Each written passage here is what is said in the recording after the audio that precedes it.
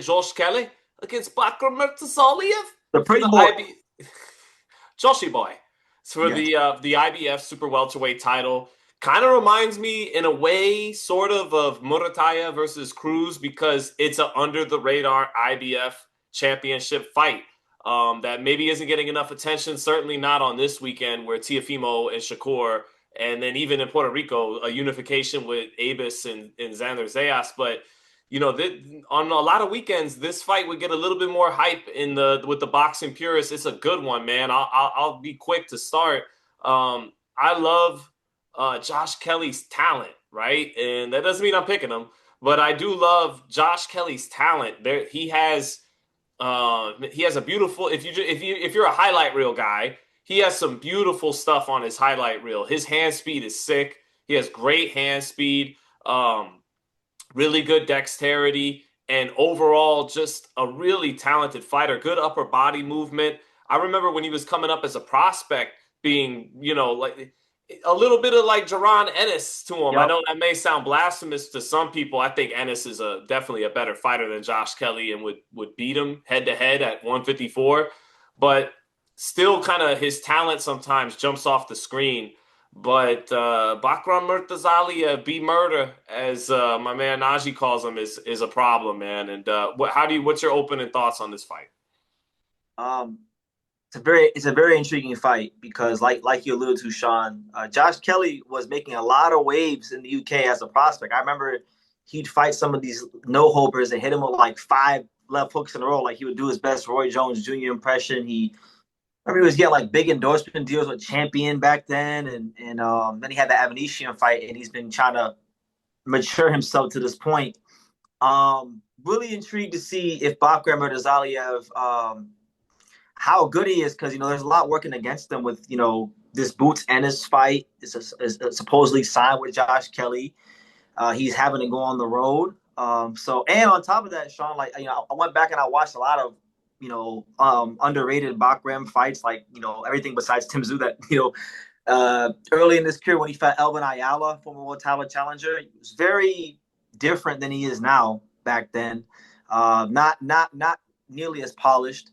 And then I also watched the fight with Roberto Valenzuela Jr. from about 2 years ago, and I was actually very impressed watching that fight because that was a fight where he showed a lot of his boxing skills and his punch selection and kind of reminded me a little bit of Sergey Kovalev, which is interesting, Sean, because I didn't realize that Sergey Kovalev and Bahkram had this crazy close relationship.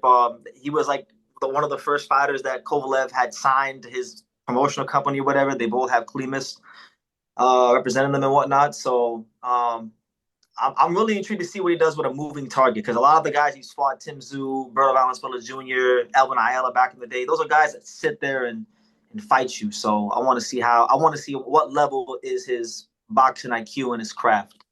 Didn't we just see Roberto Valenzuela Jr. in a war against Isaac Lucero? Puro Mexico, as Bob Mhm. Santos says. Yeah, we were at that fight for Pitbull Roach undercard. That was a war. So yeah, great point. Talking about how it's been even Tim Tszyu, who doesn't have the reach and the overall doesn't have the movement because Tim Tszyu, I didn't want to sleep on his athleticism. He has fast hands, and Bahkram got him off the Fundora fight, but still a confident, bull of Tim Tszyu. But yeah, good points, man. Josh Kelly has longer arms than Tim Tszyu, better hand speed than Tim Tszyu, who was no slouch in the hand speed department himself, and better movement in terms of turning a guy around the ring than Tim Tszyu. So definitely good points. Not surprised to hear him and Kovalev were close. They're both these long-armed power punchers from Russia. So I could definitely see the similarities between those two.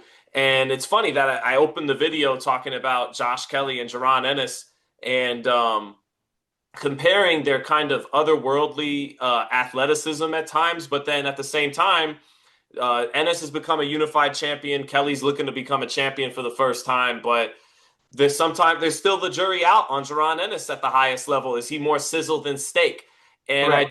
I do think with Josh Kelly, there is a little bit more sizzle than steak. And it's funny enough that he's lined up to fight Ennis Eddie Hearn confirmed that to me and a few other outlets during the Raymond Murataya Andy Cruz fight week that they're lined up. So, I mean, if Josh Kelly wins, we might see that, and that would be a very flashy, fun fight. Would. But oh no, I thought you were going to jump in with something there. No, go ahead. No, go ahead. Finish. No, so but here's to boil it all down, right? The reason why I'd favor Bahkram to win this fight, even though he hasn't fought since October 2024, but Josh Kelly's only had one more fight against Fabia and Ishmael Davis, so he hasn't been terribly active either, Brendan. But the reason why I'd favor, you know what? I do all the British voice. Bahkram Murtazaliev. He shocked me so much with his destruction of Tim Tszyu in October 2024. I made him my background on my phone for a few weeks. I remember that. You what was the song, Sean? How did it go? Murder. So I have a couple. I have the cult of personality. It was a Bahkram Murtazaliev, a Bahkram Murtazaliev, a Bahkram Murtazaliev, and then Murtazaliev. I remember actually one of the first times we did this actually was for that fight, and I remember watching tape on Bahkram. We were both kind of like, is he really that good? Because on the highlights, like, he looked like better BF Kovalev, and then we were like, nah, Tim Tszyu. And then we found out that, he actually does have the capability to be that on that top level. So it's crazy how now, once again, we're talking about Bahkram and Josh Kelly. Well, yeah, I made him the background on my phone for a few weeks to teach me a lesson, not to sleep on underdogs the way we slept on him. I don't know if I actually fully learned it, but I tried. And I made for a couple of weeks, I'd look at my daughter and I'd go, Slava Bakrama. I would just call her Bakrama. That's how I remember when we were watching him and we go, well, he's a long arm guy, keeps you on the end of the power. Tim Tszyu should be more compact. And then he fucking drops Tim Tszyu with a left hook shorter than Tim Tszyu's left hook in the second round. And that was that. Yeah, it's funny you bring up the whole thing about not underestimating underdogs, because as you know, Sean, my thing, sometimes it still is, but I've calmed down. I used to love picking all the underdogs. That was my thing. And then now picking all the favorites, now they're not winning. So we can't overlook any underdogs. Well, including Josh Kelly. I'm not overlooking Josh Kelly, but to get back to the point where I got real long-winded and sang two different songs using Bahkram's name, what I was going to say was to boil it down, they both had these wars with compact pressure type fighters. Right. Bahkram Murtazaliev with Jack Colque and Josh Kelly with David Avanesian. Now, ultimately, and by the way, the Colque Murtazaliev fight was like a fight of the year type of fight. Like that's an underrated action fight over the last couple years. Bahkram pulled through and stopped them in the 12th round.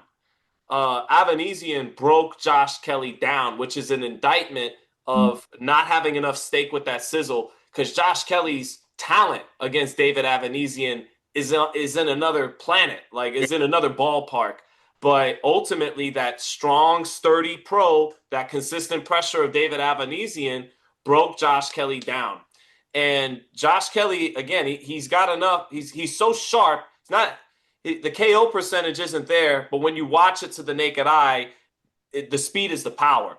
And Murtazaliev isn't that cute defensively, but he has good feet. He has longer arms than Josh Kelly, and his offense and his volume and his punching power is excellent. And his punch selection, Sean, like he does a great job of changing things up. Like he probed with the jab real well. I was watching that Valenzuela fight was really interesting because he threw a left hook counter multiple different ways. Like he threw this one counter, I think, but Valenzuela shot a right hand, and he threw like a Cuban left hook where he spun off of it. Like he threw the left hook and he shifted with it and got off the line. I think that's actually probably the best thing about Bahkram is his punch selection, and it's going to be intriguing to see Josh Kelly's reflexes deal with that, because he will throw things that you don't expect. He will throw a counter left hook to the body. He will throw the lead right hand if you overcommit. So I think this fight's going to be a test of Josh Kelly's not just talent, not just his will, but equally his boxing IQ. Well, yeah, it's gonna be a test of his will, and I do think he's got a little bit of front runner in him compared to a guy like Murtazaliev. And back to your excellent point about punching guys off the pivot and punching on the move. I mean, he put Tim Tszyu in a blender in that 3-round knockout. He was hitting him. He must have been. What did Angel Garcia say about the Lamont Peterson Amir Khan fight over a decade ago? Hit that motherfucker like an octopus. Yeah, so that's what he was doing to Tim Tszyu. He put him in a blender, turning him in combinations with power. I think Josh Kelly's going to have to hurt him early in this fight. And Yes. I think that's possible. But over 12 rounds, I mean, for Bahkram to still in the 12th round against Koke be throwing combinations and have enough to get him out of there in a back and forth war of attrition, if Kelly can't drop him early and have build off of that, because Kelly likes to kind of fight in spurts. He likes to catch his breath, make you miss with the upper body movement, reset, and work again. He's got the talent to pull to really put something together, but I think it's more likely over 12 rounds, Bakram's volume and power wears him down. I don't think and when it comes to taking punishment and durability, he's light in the ass compared to Bahkram Murtazaliev. Yeah, and I think if he's gonna hurt Bahkram in the first 4 to 5 rounds, it's gonna be with Bahkram pulling straight out, because he does it sometimes. Sometimes he'll really commit to his offense and then he'll pull straight out. So you'll have a moment to counter and hurt him, but you still have to worry about what might come back at you. And with Bahkram, or with Kelly, I should say, another thing, Sean, that I also think is an indictment on him is the Ishmael Davis fight. Ishmael Davis is a good fighter on the European level.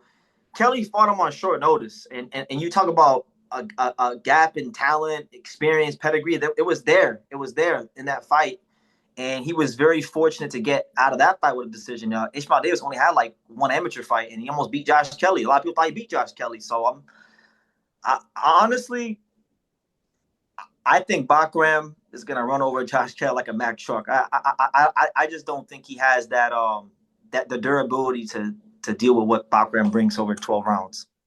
Yeah, it's not like Bakram's slow, man. No. He's got good hand speed too, long, good movement. So his offense is his defense a little bit.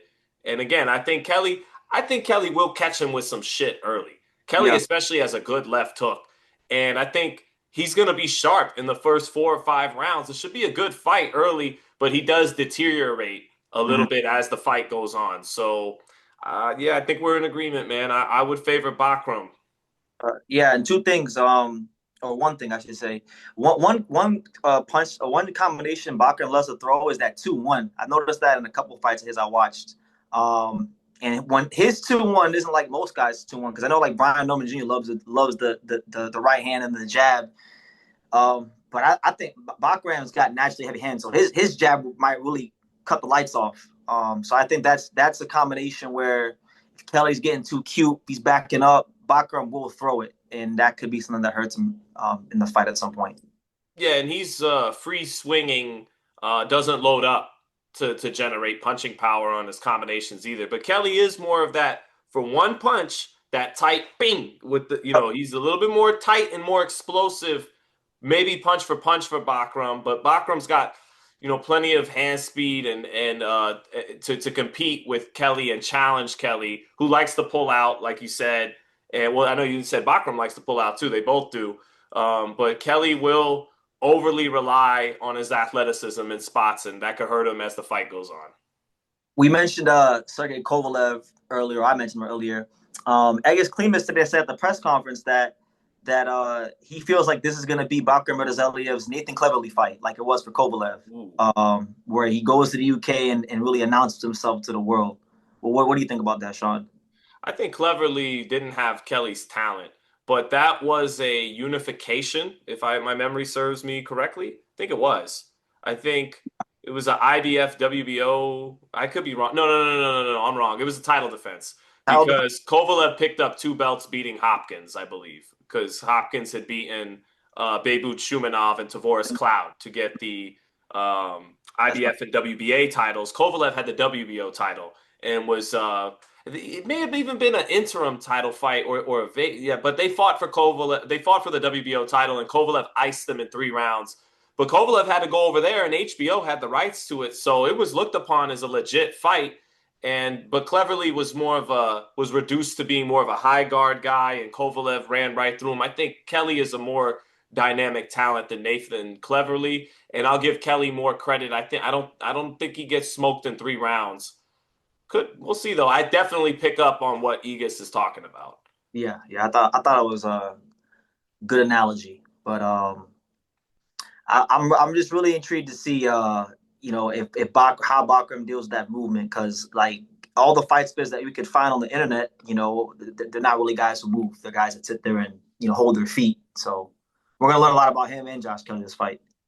Kelly got to get him early, man. He's got to hit him with something that clean left hook, something to give him something to build off of early because the more that fight goes rounds, I think the worse it could get for him. And he's gotta like Garcia did against Haney. He's got to hit him with something big to discombobulate him early, take his legs out from underneath him early, have him playing catch up a little bit. We'll see, but yeah, Bakram, Bakram stoppage. yes.